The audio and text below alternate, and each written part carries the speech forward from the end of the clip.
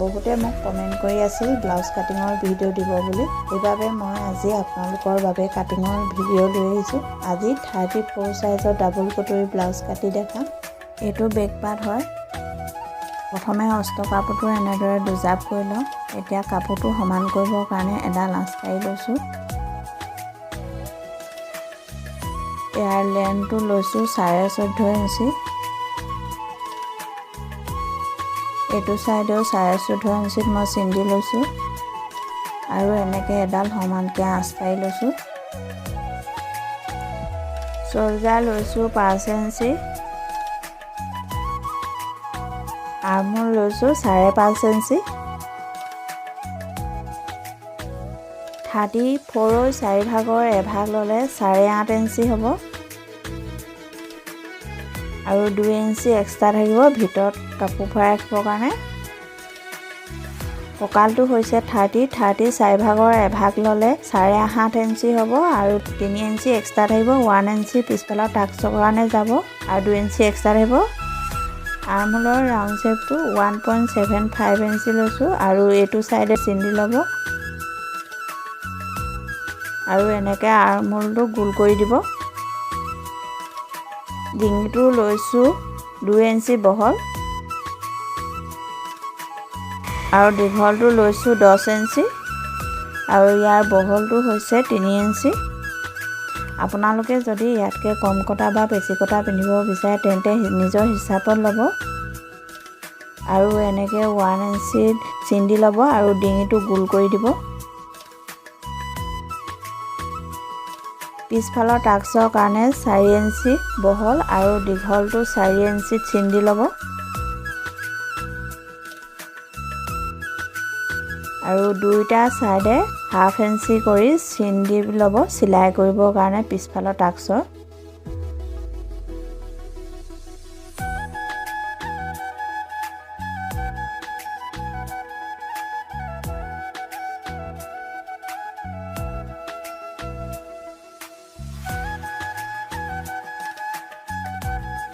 এইটো আমাৰ back part কটা হৈ গ'ল। এতিয়া ফ্ৰণ্ট চাইডটো কাটি দেখাম। যিসকলে নতুনকৈ কাটিং শিকিব বিচাৰে তেওঁলোকে ভালদৰে বুজি পাবৰ কাৰণে মই এনেকৈ চিনবিলাক আকৌ দি দেখাইছোঁ। ইয়াৰ দীঘলটো খালী বেক পাৰ্টতকৈ 1.5 ইঞ্চি বেছি ল'ব। মই টোটেল 16 ইঞ্চিত চিন দিছোঁ।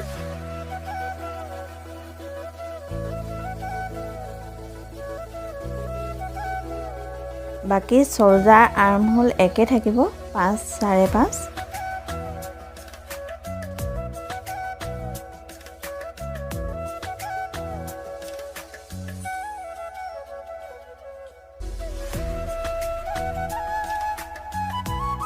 খালি আৰ্মহোলৰ ৰাউণ্ড শ্বেপটো 1 ইঞ্চিতকৈ কম 0.75 ইঞ্চিত দিব। ইয়াৰ ডিঙিটো লৈছোঁ 2 ইঞ্চি আৰু দীঘলটো লৈছোঁ 6 ইঞ্চি। ইয়াৰ বহলটো লৈছোঁ 2.5 ইঞ্চি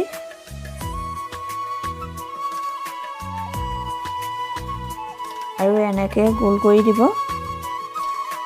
এতিয়া বেল্টৰ কাৰণে চিন হুক লগোৱা চাইডে 3.5 ইঞ্চিত মই চিন্দি লৈছোঁ আৰু এইটো চাইডে 3 ইঞ্চি মাজতো 3 ইঞ্চি চিন্দি ল'ব।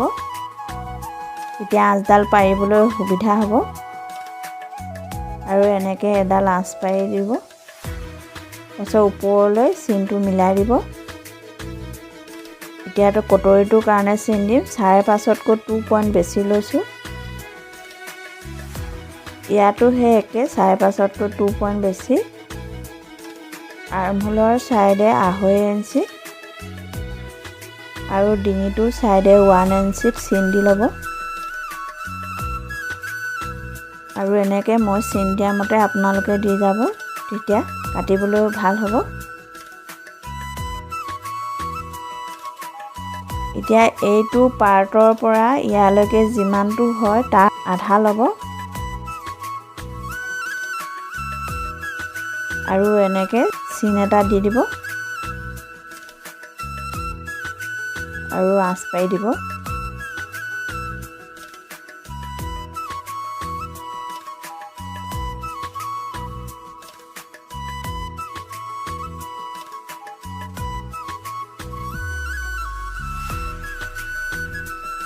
মানে কটৰী দুটা পাৰ্টতে এনেকৈ হাফ হাফকৈ দি ল'ব আৰু এনেকৈ ৰাউণ্ড কৰি দিব।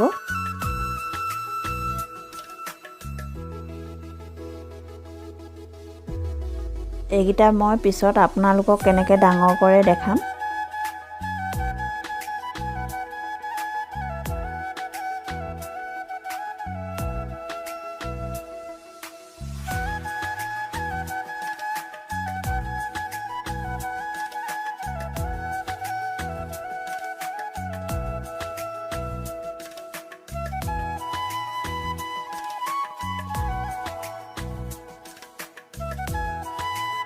এতিয়া এইকেইটা পাৰ্ট আমাৰ ডাঙৰ কৰিব নালাগে, কটৰী দুটা ডাঙৰ কৰিলেই হ'ব। এনেকৈ বেলেগ এটুকুৰা মই যেনেদৰে লৈছোঁ তেনেকৈ বেলেগ এটুকুৰা কাপোৰ লৈ ল'ব আৰু এই সৰু কটৰীটো দেখিছে যে এইটো ছেম এনেকৈ কাপোৰ টুকুৰা ঢাকি ল'ব।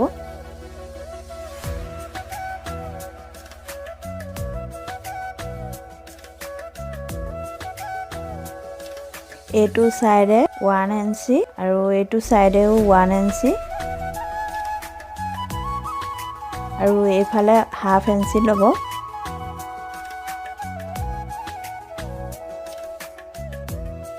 আৰু এনেকৈ আঁচ পাৰি দিব। বাকী ওপৰ চাইডে বহাব নালাগে।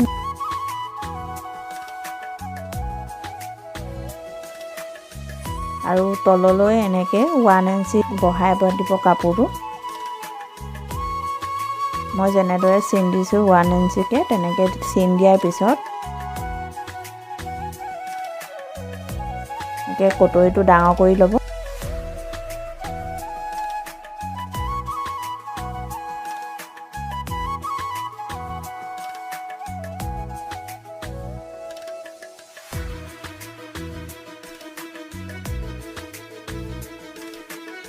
এতিয়া এইটো পাৰ্ট ডাঙৰ কৰিব লাগিব। এইটো পাৰ্টৰ কাৰণে এই ওপৰ কটৰীটো যিমানটো দীঘল হয় সেই সিমানটোৱে ল'ব ইটো পাৰ্ট ডাঙৰ কৰিবৰ কাৰণে। এনেকৈ বেলেগ কাপোৰ এটুকুৰা ল'ব, লৈ পিনি তাৰ দীঘলটো যিমান আহিছিলে মোৰ ইয়াত আহিছে 8.5 ইঞ্চি। মই এনেকৈ 8.5 ইঞ্চি চিন দি লওঁ দুইটা চাইডে।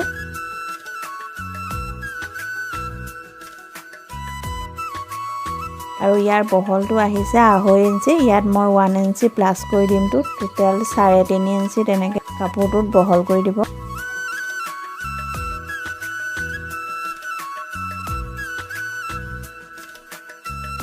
মিডল পইণ্ট হয় তাত এনেকৈ চিন দি ল'ব।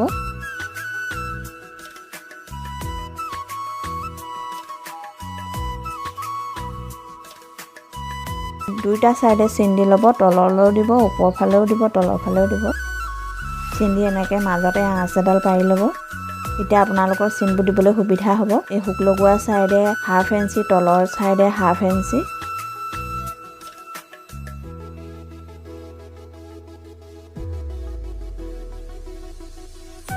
আৰু এইটো চাইডে 1/2 ইঞ্চি এনেকৈ ডাউন দি দিব।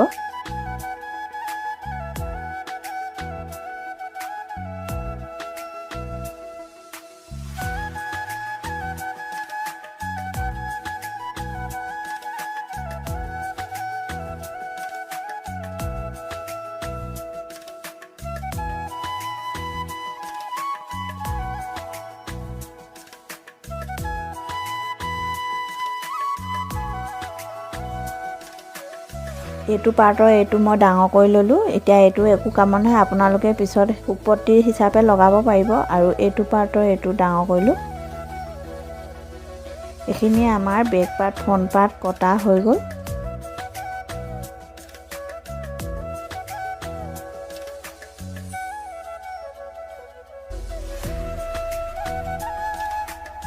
এতিয়া হাতখন কাটি দেখাম। হাতখনৰ কাৰণে প্ৰথমে কাপোৰটো 4 জাপ কৰি ল'ব, তেতিয়াহে 2খন হাত ওলাব।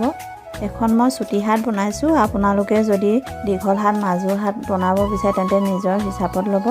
ইয়াৰ ৰাউণ্ডটো মই লৈছোঁ 5 ইঞ্চি। আপোনালোকে যিটো হাতৰ ৰাউণ্ড হয় সেইটো নিজৰ জোখত ল'ব। আৰু মই এনেকৈ 2.5 ইঞ্চিত ডাউন দিছোঁ। মাজু হাত হ'লে আপোনালোকে 3 ইঞ্চিত ডাউন দিব আৰু দীঘল হাত হ'লে 3.5 ইঞ্চিত ডাউন দিব। আৰু ব্লাউজৰ এইটো পাৰ্ট লৈ পিনি হাতখনত এনেকৈ দি ল'ব। দি লোৱাৰ পিছত ওপৰ চাইডে মই সমানকৈ দি লৈছোঁ আৰু তলৰ চাইডে ঘূৰণীয়া যেনেকৈ দিছোঁ আপোনালোকে তেনেকৈ দি কাটিলেই হৈ যাব।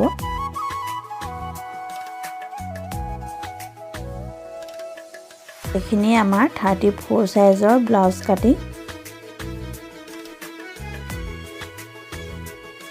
আৰু হাতখনৰ যিটো ফ্ৰণ্ট সাইড দুখন হাতৰ ফ্ৰণ্ট সাইডে এনেকৈ হাফ ইঞ্চি চিন দি ল'ব। অকল ফ্ৰণ্ট সাইডে দিব দেই, বেক সাইডে দিব নালাগে।